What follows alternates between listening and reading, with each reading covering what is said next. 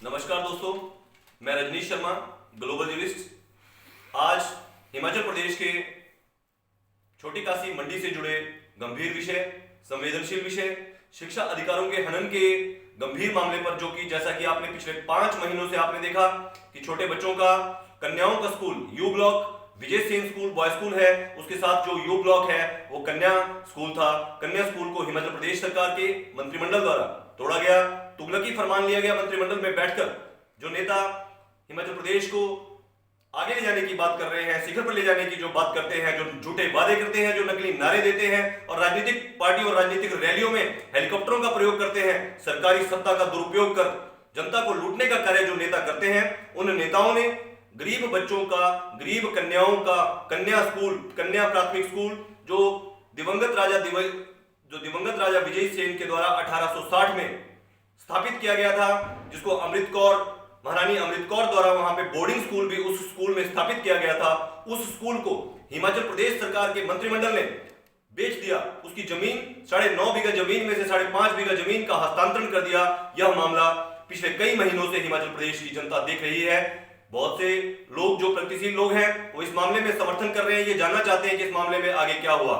लेकिन हैरानी भरी बात है कि ना तो विपक्ष के नेता, ना मंडी से जुड़े जो अपने आप को धरती पुत्र कहते हैं, जो अपने आप को हिमाचल के बहुत बड़े बड़े नेता कहते हैं, उन नेताओं ने इस संवेदनशील मामले को हिमाचल विधानसभा में उठाया, ना ही सड़कों पर उठाया, ना बच्चों का साथ दिया। हाँ, इस मामले को कुचलने में पूरा सहयोग इन नेताओं के नाम उजागर होने चाहिए। आप सब लोग जो है ये जानते हैं कि कौन कौन से नेता हिमाचल प्रदेश में, सभी नेता आपस में मिले हुए हैं, सभी राजनीतिक पार्टियां एक है, जिन्होंने शर्म आनी चाहिए इन नेताओं को, जिन्होंने बच्चों का स्कूल तोड़ा, बच्चों की आवाज उठाने पर उनकी मदद नहीं की, स्कूल बचाने के लिए बिल्कुल मदद नहीं की। आज हम आपको बताना चाह रहा हूं कि यह मामला छोटे छोटे बच्चों की सराहनीय पहल के चलते माननीय सर्वोच्च न्यायालय के ध्यान में लाया गया।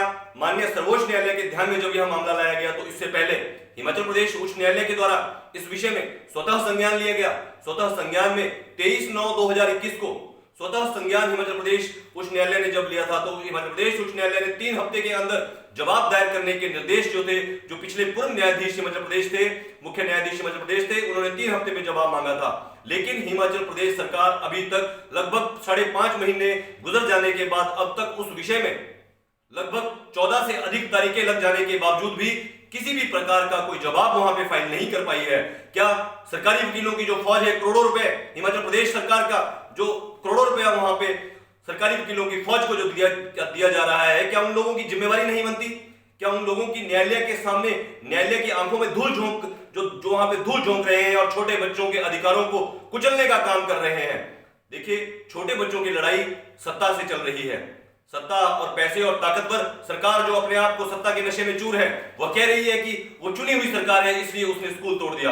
मैं दोस्तों आपको बताना चाहूंगा, पिछली जो सरकार थी, जो पिछले मुख्यमंत्री थे दिवंगत माननीय वीरभद्र सिंह जी, उनके द्वारा वहां उसी स्कूल का दूसरा पार्ट, उसी कैंपस के अंदर, एक ही कैंपस के अंदर जो ओ ब्लॉक है, उसको जो है रेनोवेट किया गया, उसमें करोड़ों रुपए लगवाए गए। लेकिन उस स्कूल पर भी वहां पे डिस्ट्रिक्ट लाइब्रेरी के नाम पर कब्जा अभी कुछ दिन पहले ही कर दिया गया है। स्कूल की दीवार गिरी, स्कूल में अतिक्रमण का कार्य जो कर रहा है, वहां पे ठेकेदार यूनियन का हिमाचल प्रदेश का अध्यक्ष है, और ठेकेदार यूनियन का अध्यक्ष होने के नाते पिछले कई वर्षों से कांग्रेस पार्टी से जुड़ा हुआ है और वहां के जो विधायक हैं सदर के, उनके वो रिश्तेदार हैं, उन्होंने माना है। और उनके रिश्तेदार, उनके जो पिताजी, वहां के विधायक के जो पिताजी हैं पंडित सुखराम जी, उनके समय से यह ठेकेदार बहुत बड़े बड़े ठेके, कई बिजली की ट्रांसमिशन लाइनों को बिछाने के साथ साथ टेलीफोन की लाइनों को, खंभों को बिछाने का कार्य इन ठेकेदार महोदय के द्वारा किया गया था। यह ठेकेदार महोदय कानून क्या होता है, कानून के विषय में भी गंभीरता से जानते होंगे। लेकिन हिमाचल प्रदेश उच्च न्यायालय द्वारा स्वतः संज्ञान लेने के बावजूद भी वहां पे कोई कार्य नहीं रोका गया। दिन रात उस कार्य को शुरू किया गया ताकि हिमाचल प्रदेश सरकार और कानून की आंखों में जो है वो धूल झोंकी जा सके। इसमें पूरा सहयोग हिमाचल प्रदेश सरकार ने किया। इसमें पूरा सहयोग जो सरकारी वकीलों की जो फौज शिमला में बैठी है, मुझे नहीं पता उन्होंने मुख्यमंत्री के आदेशों से, विभागों के आदेशों से वो सारा कार्य किया या मात्र ठेकेदार के कहने से किया। लेकिन दोस्तों आपको बताना चाहूंगा, मामले को, छोटे बच्चों के मामले को सत्ता का दुरुपयोग कर जिस तरीके से इन लोगों ने दबाया है, इसमें माननीय सर्वोच्च न्यायालय द्वारा एक फैसला, अभी ऐतिहासिक फैसला आया है। बहुत से अखबारों ने, मंडी के अखबारों ने इस मामले को अभी एकदम अचानक से छाप दिया। मैंने बहुत बार निवेदन किया मंडी के अखबारों से कि कृपया करके आप हिमाचल प्रदेश उच्च न्यायालय में सरकार जिस तरीके से गलत फोटो वहां दिखा रही है, बहुत सी वहां पे जब स्कूल की दीवार गिरी तो मंडी के ये अखबार, मंडी के बिकाऊ पत्रकार जो है उनकी जुबान नहीं खुली। लेकिन दोस्तों हैरानी की बात है कि सर्वोच्च न्यायालय में जब कोई निर्णय होता है तो उसका जो पब्लिकेशन है वो दिल्ली से होता है, क्योंकि दिल्ली में भी अखबारों के जो लीगल देखते हैं या जो टॉप पे जो लोग हैं, क्योंकि दिल्ली का फैसला दिल्ली से छपेगा। दोस्तों बड़ी हैरानी की बात है कि मंडी के 2-3 अखबार जो बिकाऊ अखबार हैं उन्होंने इस मामले को एकदम से कवर किया बिना किसी का नाम लिखे कि उनको खबर किसने दी और जिसने उनको खबर दी होगी क्या वो खबर वैसी थी। तो दोस्तों आपको बताना चाहूंगा मैं ये माननीय सर्वोच्च न्यायालय ने इस विषय में क्या कहा है, और माननीय सर्वोच्च न्यायालय ने ऐतिहासिक निर्णय देकर छोटे बच्चों की स्कूल बचाने की मुहिम में एक बहुत ही गंभीर जो है फैसला दिया है, इसमें व्यवस्था की है। सुप्रीम कोर्ट का हिमाचल प्रदेश उच्च न्यायालय को भी निर्देश जो है वो आया है कि जल्द मामले की सुनवाई हो और जल्द मामले का निपटारा किया जाए। दोस्तों यू ब्लॉक को लेकर ये कुछ अखबारों के जो कटिंग्स हैं, सुप्रीम कोर्ट का हाई कोर्ट को निर्देश, जल्द हो मामले की सुनवाई। ये मंडी के एक अखबार है पंजाब केसरी, इन्होंने छापा, इन्होंने कहीं से आदेश को पढ़ा तो इन्होंने आदेश को जो है इस तरीके से जो है वो छापा है। लेकिन मंडी में दैनिक जागरण एक अखबार है, उसने कहा कि सर्वोच्च न्यायालय ने खारिज की यू ब्लॉक पार्किंग से संबंधित याचिका। ये हेडलाइन देकर बहुत बड़ा हेडलाइन लिखा, लेकिन उसके बाद नीचे बड़े छोटे शब्दों में लिखा है कि प्रदेश उच्च न्यायालय को जल्द सुनवाई करने के दिए गए हैं निर्देश। अगर इनके हेडिंग में इतने बड़े तरीके से जो ये बताना चाह रहे हैं और पूरी खबर में इन्होंने जिस तरीके से इसके साथ ही एक अमर उजाला अखबार, मंडी का जो अमर उजाला अखबार है, उसने एक खबर छापी, उच्चतम न्यायालय ने यू ब्लॉक पार्किंग से जुड़ी याचिका जो है वो रद्द की। लेकिन इस अखबार ने यह नहीं बताया कि इस अखबार को यह खबर किसने दी, इस अखबार के पत्रकार को, मंडी में जो पत्रकार बैठा है उसको अथॉरिटी किसने दी कि वो सर्वोच्च न्यायालय की खबर को मंडी में छापेगा।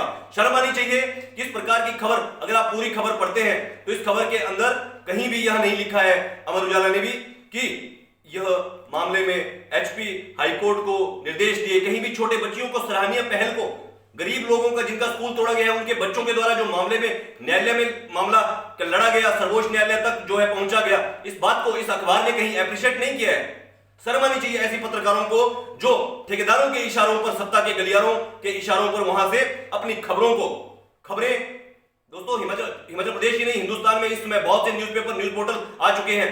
इन्हीं अखबारों के पत्रकार जो अपनी खबरों को घुमाते हैं, खबरों के माध्यम से जनता की आवाज को दबाते हैं, ये वही अखबारें हैं जिन्होंने नहीं छापा कि यू ब्लॉक की वहां पे जो दंगा था वो किस तरीके से बहुत बड़ा दंगा गिरा क्योंकि घटिया सामग्री का इस्तेमाल ठेकेदार कर रहा था। ये वही अखबार है जिन्होंने ये नहीं छापा अब तक कि आखिर सर्वोच्च न्यायालय में जब मामला, हिमाचल प्रदेश उच्च न्यायालय में जब मामला पेंडिंग है, जब स्वतः संज्ञान लिया गया है, तो किस आधार पर वहां पे ठेकेदार जो है वो कार्य लगाए हुए हैं। ये वही लोग हैं जिन्होंने होटल राजमहल के अंदर पार्टी जो है वहां पे इन सब लोगों को पार्टी दी गई। दोस्तों छोटे छोटे बच्चों का जो गंभीर विषय है, उस गंभीर विषय में सारे जो मंडी के लोग हैं और सारे हिंदुस्तान इस विषय को देख रहा है। छोटे छोटे बच्चों की सराहनीय पहल है। हम हिमाचल प्रदेश उच्च न्यायालय का भी धन्यवाद करते हैं और हम उम्मीद करते हैं कि स्वतः संज्ञान जिस विषय में लिया गया था, जिस विषय में हिमाचल प्रदेश की जो सरकार है, हिमाचल प्रदेश के जो विभाग हैं जिन्होंने सरकारी जमीन का हस्तांतरण कर दिया, उन विभागों पर जल्द कार्रवाई हो ताकि भविष्य में कोई भी सरकारी विभागों की जमीन का इसी प्रकार से नेताओं के कहने पर हस्तांतरण ना कर दे, क्योंकि पिछले लगभग 17 सालों से लेटर पिटीशन के माध्यम से हिमाचल प्रदेश उच्च न्यायालय के ध्यान में यह मामला था। इस मामले में वहां के जो विधायक हैं, वहां के विधायक अनिल शर्मा जी ने यह माना है कि पार्किंग की इजाजत उन्होंने दी। उनको किसने कहा? अपने घर पर पार्किंग बनाने की इजाजत क्यों नहीं दे दी उन्होंने? क्यों राजा की तरह, जिस तरह राजा दानी थे, क्यों वो खुद भी दानी बन जाते? अपनी जमीन को करोड़ों के सौदे करते हैं और बेशकीमती जमीन को, सरकारी जमीन को अपने रिश्तेदार को, ठेकेदार को दिलाने के लिए एकदम से भाजपा को छोड़ देते हैं ताकि उनके ऊपर आरोप ना लगे।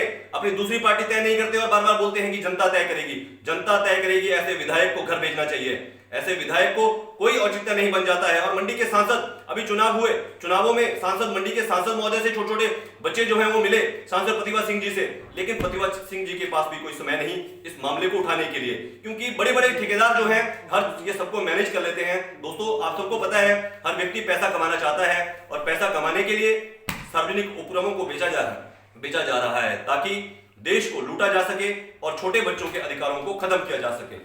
हम आप सबसे उम्मीद करते हैं कि इस मामले पर नजर बनाए रखें, क्योंकि ये मामले की जो सुनवाई है यह अगले कल सोमवार को हिमाचल प्रदेश उच्च न्यायालय में होनी निश्चित हुई है।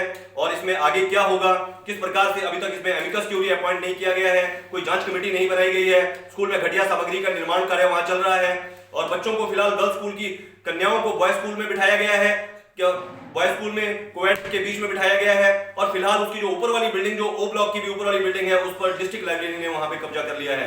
मामले में बहुत से पक्ष हैं, लेकिन मंडी के अखबारों को वहां नहीं दिख रहे हैं। सिर्फ मंडी के जो पत्रकार हैं इस मामले को लगातार दबा रहे हैं। किसी पत्रकार ने इस सवाल को किसी भी नेता से नहीं किया।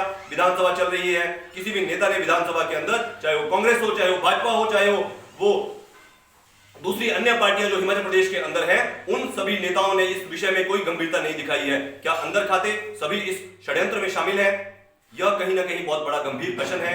आप सभी लोग इस विषय पर अपनी नजरें बनाए रखें। मैं रजनीश शर्मा, ग्लोबल ज्यूरिस्ट, बिलासपुर सटाला के लिए।